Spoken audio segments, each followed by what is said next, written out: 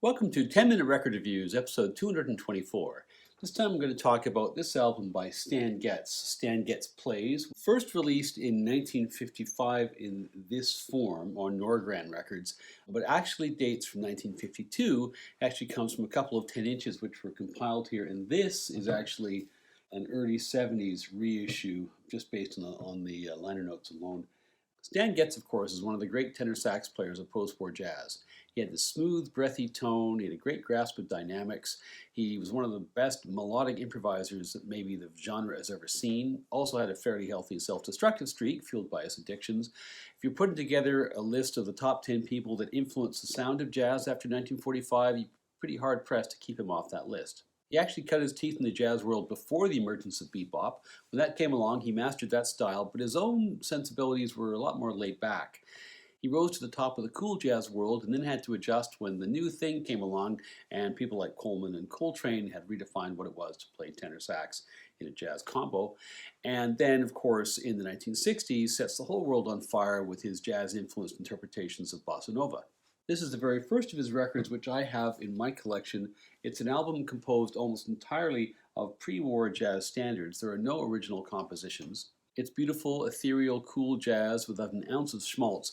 In a career that had a whole bunch of different phases, this is an early highlight and shows why, even by the early 1950s, he was considered in the very top rank of tenor sax players.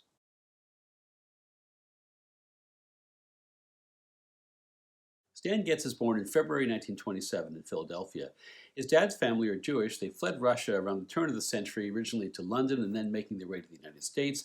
His mother's family was also Jewish. She was from Philadelphia herself. By all accounts, Getz's dad wasn't really up to much. He was a bit of a drinker. Depression comes along, which only makes things worse. They end up migrating from Philadelphia to the Bronx. Young Stan was a great student and an even better musician. He started on the harmonica, he moved on to the bass, eventually gets his first saxophone at age 13, and he's hugely influenced by the playing of Lester Young. His high school music teacher wanted to recommend him for Juilliard, but at age 15 he was already making pretty decent coin from jazz. He leaves school at age 15 to play with Dick Rogers' band. The truancy officer catches up with him, puts his teenage ass back in school, but he leaves pretty quickly thereafter to go and join Jack Teagarden. Truancy officer catches up with him again, and the deal they made is that Teagarden, Getz was going to tour with him, had to become Getz's legal guardian and also had to offer him regular lessons, which Teagarden agrees to. And so at age 15 or 16, something like that, Getz goes on the road with Teagarden. He stays with Teagarden for a while, but eventually Teagarden gets sick, takes his band out to LA, and there Getz leaves Teagarden because Art Pepper has left Stan Kenton's band and a sax chair is open. He plays with Kenton for about a year at age 18. This is also where he picks up his heroin habit for the first time. And then in 45-46, he moves on to play with Jimmy Dorsey's orchestra and then with Benny Goodman.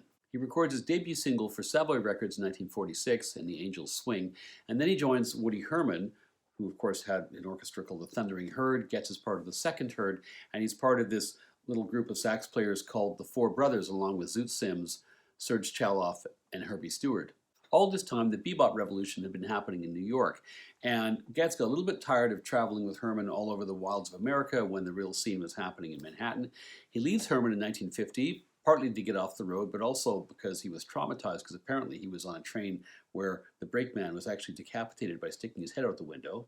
He moves back to New York, starts playing with some small groups, and his timing is actually excellent here because not only is bebop still in its full flourish, but the reaction to it, if you can call it that, the emergence of cool jazz with a mellower kind of a feel, was something to which Getz's playing was very well suited. He then moves to Los Angeles and plays with some Charlie Parker alumni, people like Duke Jordan and Max Roach and Roy Haynes. He actually discovers Horace Silver and hires his trio as a touring band. That works really well musically. It doesn't really work professionally because Getz's addictions, not for the last time, is starting to get the better of him, and he's not paying Silver for 4 months. Instead, he's just spending the money on smack. So that doesn't end well. However, Getz's career remains on track. At this time, he had a deal with Roost Records. He puts out about 70 tracks with them in the early 1950s. Probably the best place to start with all that material is Jazz at Storyville, which came out in 1951. He also had a big hit when playing with Johnny Smith, Moonlight in Vermont. By this point, mid-1952, Getz is becoming enormously popular not just with the general jazz-playing public, but he was also considered pretty cool by the whole Greenwich Village beat scene. However, he's still struggling with addiction. He would struggle with addiction throughout the rest of his career. In 1954, he's playing Seattle, needs to score, robs a drugstore by putting his finger in his coat, gets arrested, does 6 months in jail. When he comes out, he resuscitates his career, but he's still got a number of legal problems. He divorces his first wife, marries a Swedish woman, then tours Europe with Norman Grantz's Jazz at the Philharmonic, and in 1958 decides to stay in Scandinavia, and he stays there for 3 years. When he left the US, he was at the top of his game. But if there are 3 years when it would have hurt to have been out of the loop as a jazz player, it was 1958 to 1961. When he comes back, the whole Ornette Coleman, Eric Dolphy, John Coltrane revolution has happened.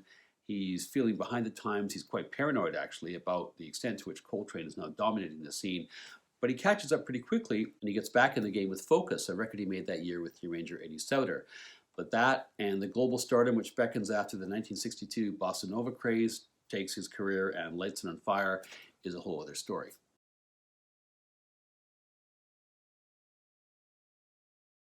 Although this record eventually comes out in 1955 as a 12-inch LP with this track listing, it's actually based on two 10-inch records that Getz made for Clef in 1952, late 1952, which came out in 1953.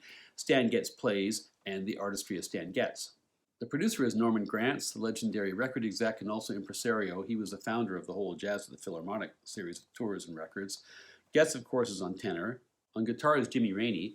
Rainey would go on from here to replace Tal Farlow in Red Norvo's trio, and he'd become a two-time winner of the Downbeat poll for the best guitarist in the mid-50s. Frank Isola is on drums. He'd later play with Jerry Mulligan. On piano is Duke Jordan. He's a Charlie Parker alumnus that Getz had actually met in LA. After this, he'd go on to a remarkable career as a leader. He played on something like 40 records as a leader, at least that many probably as a sideman. And rounding out the quintet on bass is a guy called Bill Crow.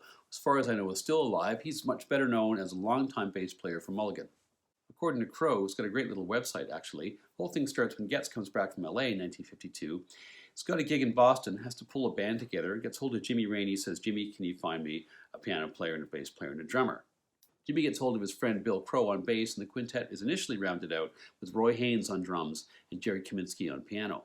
Haynes and Kaminsky left pretty soon after the Boston gig to be replaced by Isola and Jordan respectively, and that group stays together for about 6 months over the winter of 1952-53, including the recording sessions for both those 10-inch LPs I mentioned.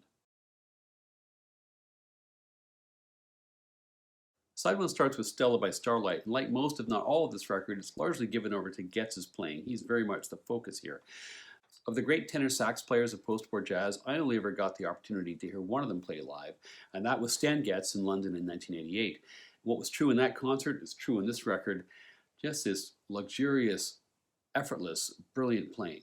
The next song, Time in My Hands, is another real highlight. Getz, Rainey, and Jordan all solo here. The other two players taking their cue in terms of the style from Getz, and the whole track is a series of really kind of butterfly-like solo performances. 'Tis Autumn is a gorgeous ballad from start to finish. Then it's The Way You Look Tonight.